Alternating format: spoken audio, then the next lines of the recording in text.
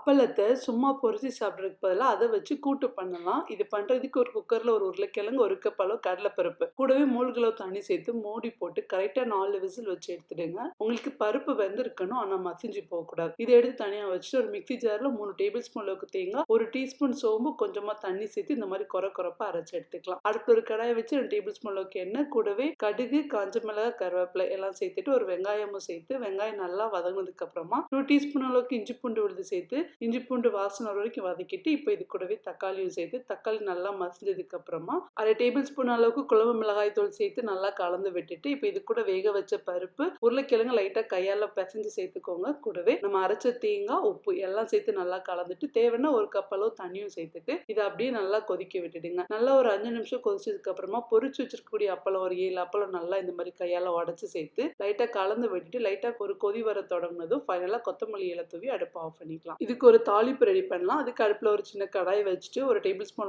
எண்ணெய், கூடவே கடுகு, ஜீரகம் நல்லா பொரிஞ்சதுக்கு அப்புறமா 1 டீஸ்பூன் அளவுக்கு பெருங்காயத்தூள், அப்புறமா கொஞ்சமா ஒரு 5 பல் பூண்டை தோலோட இடிச்சு சேர்த்து அந்த பூண்டோட கலர் மாற வரைக்கும் நல்லா வதக்கிட்டு இதை அப்படியே நம்ம ரெடி பண்ணி வச்சிருக்கக்கூடிய அப்பள கூட்டுல சேர்த்து கிளறி எடுத்து பாருங்க. ரொம்ப நல்லா இருக்கும்.